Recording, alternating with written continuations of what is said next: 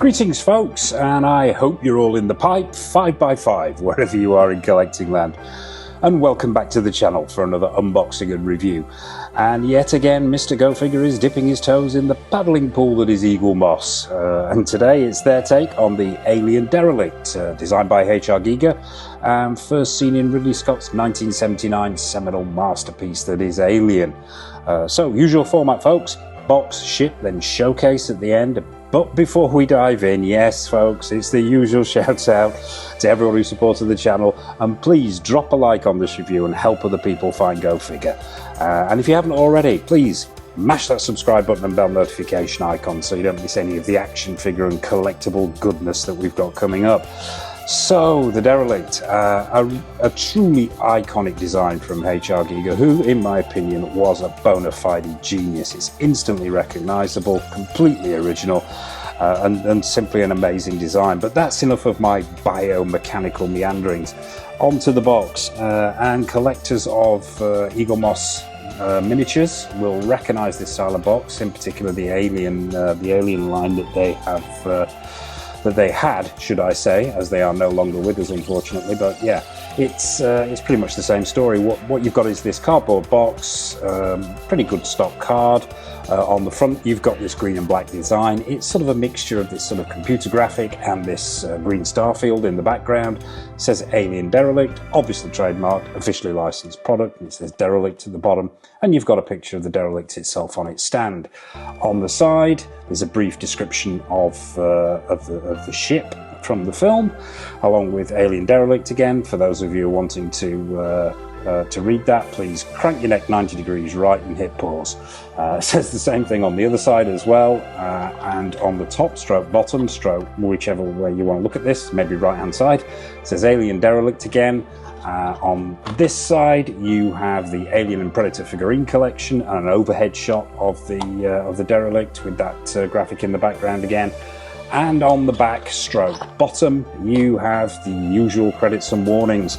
Don't piss this ship off or you may completely forget how to run in anything but a straight line. Also it's got the social media stuff and everything else on there. So let's have a quick look inside this box. Brand new figure, this one, figure stroke ship. In fact, I am so used to saying figure. Let's have a quick look inside, and you've got this simple opening clasp as you get with the cardboard boxes, and lift it open. What are we greeted with? Well, on the inside straight away we have what looks like it's the Eaglemoss brochure stroke pamphlet that they shove in with a lot of their miniatures. Quite nicely presented. It's got a picture again of the Alien Derelict on the front there. It's just 2 pages. On the left you've got a description of the piece itself and its history, and on the right here you've got shots of all the other figurines and bits and pieces that are available from, or were available should I say, from Eaglemoss. So yeah, that's the brochure. You also get this a certificate of authenticity, not the best quality card I've ever seen, but it's nice to see it's been included.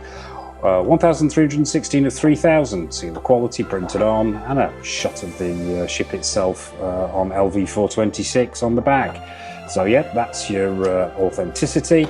Polystyrene box. Let's just lift this top up. Yeah, and I'm assuming what we are going to be greeted with here, if this wants to come off, yeah.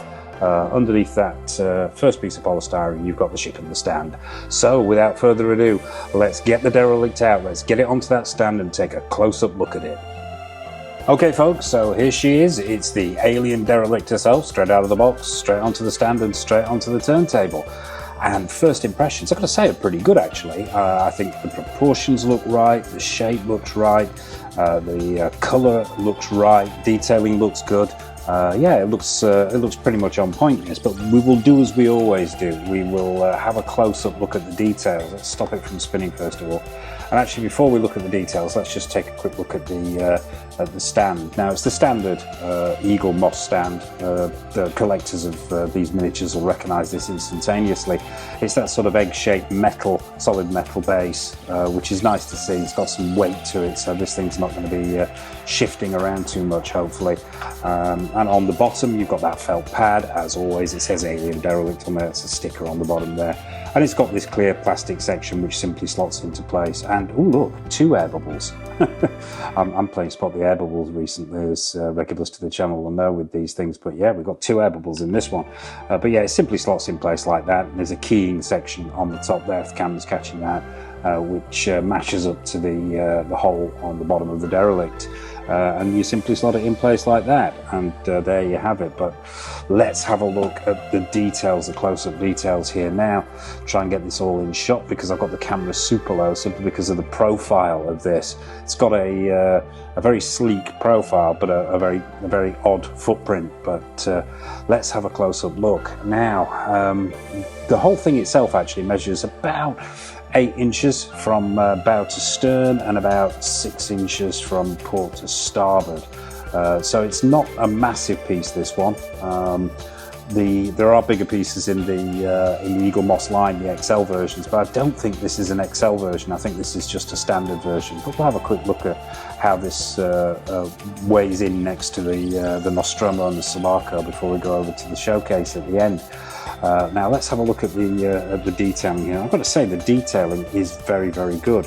It's got it's made out of, now this is a difficult one, this. I think the 2 prongs here are actually made out of plastic, and I think this section here feels like it's made out of a resin material.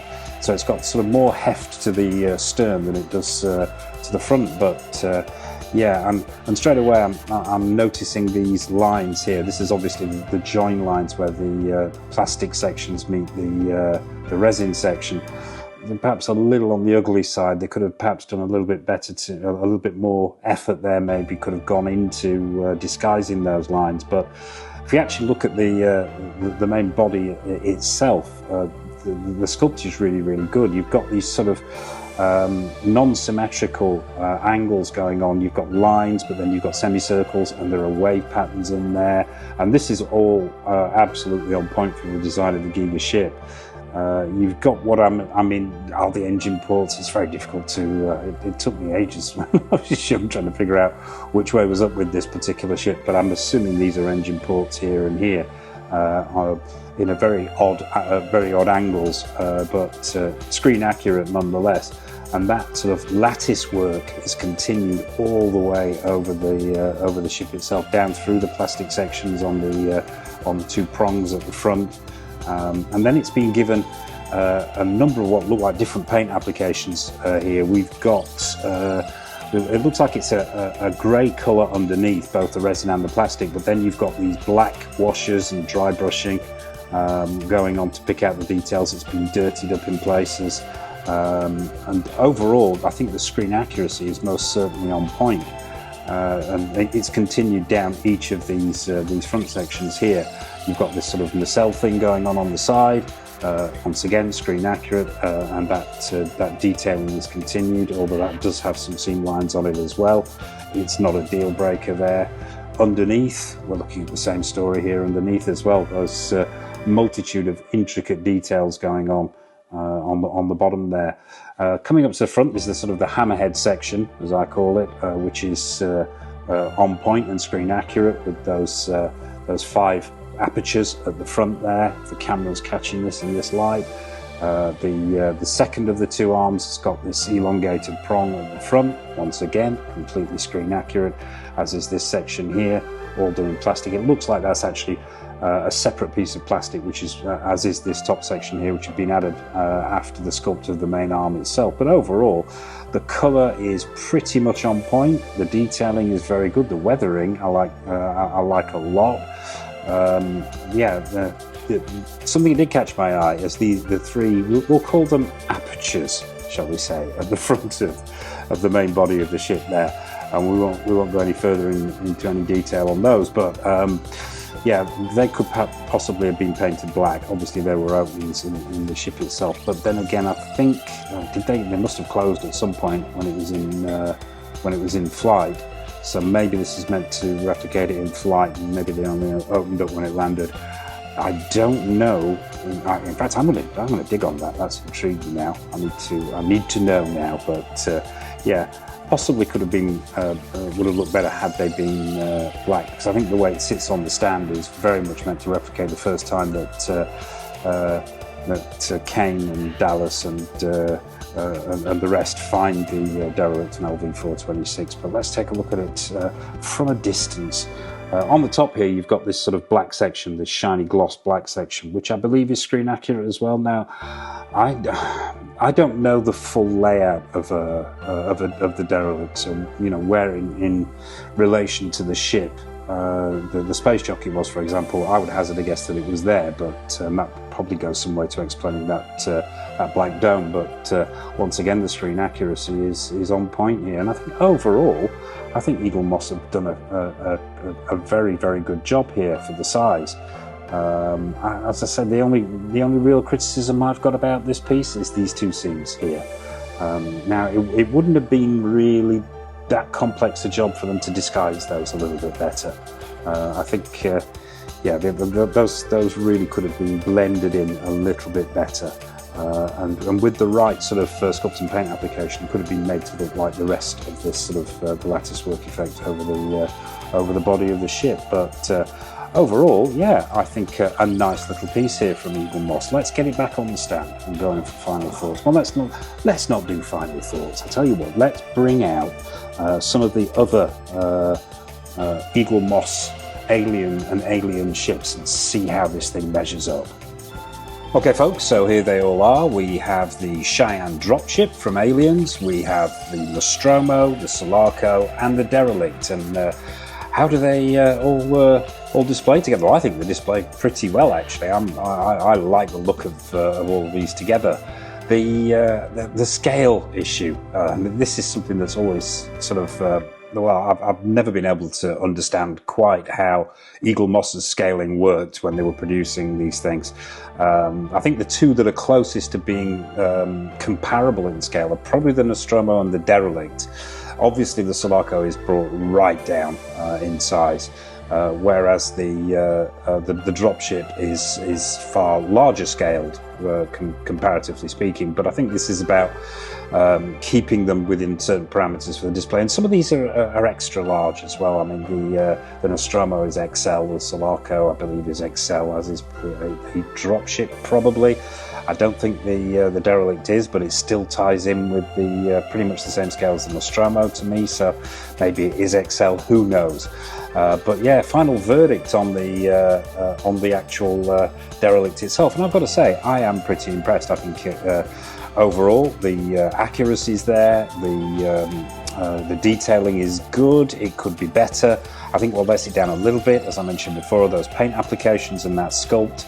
What I failed to mention before as well, actually, is where that join is, where they put those washers in. I don't know whether you can actually catch this in this light, but I think what you found there as well, not only do you have that gap, but I think some of the dark paint that they've used to actually do the washers has crept into that gap as well, which sort of highlights that join. But yeah, that's my only niggle. I suppose if I was to give it a score, I'd probably go with an 8 out of 10 on this, taking a couple of points off, obviously, for those joins there and for the paint applications. But overall, I think, yeah, it displays really well with the other ships from the line. And I'm really pleased to have it to go along with all the others. So, yeah, there you have it, folks. That is Eaglemoss's take on the Derelict from the 1979 classic that is Alien. What are your thoughts on this piece? Do you have it in your collection? Are you a newcomer to Eaglemoss? What's your take on it? What's your take on the 79 movie? What's your take on Ridley Scott? What's your take on Alien? What's your take on H.R. Giger? Nothing is off menu, so please drop a comment in the comment section below. And I suppose final thought from me on this one actually would be, I really wish before Eaglemoss had gone belly up that they'd made something on a bigger scale. It would have been fantastic to see them, especially something like this Nostromo, which I think is a fantastic piece, to actually just scale it up a little bit. Would have been great to see, but it is what it is.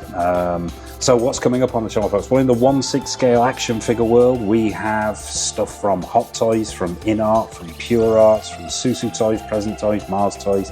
The list is endless, so be sure to hit that bell notification icon and subscribe button, as I mentioned at the top there. before we zip over to the showcase as well, which will be a short one, I have to say.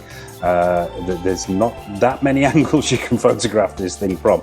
But yeah, I'd just like to say a massive thank you for watching. As always, take care of yourselves. From myself, from the Eaglemoss Alien and Alien spaceships, happy collecting, and it's over to the showcase.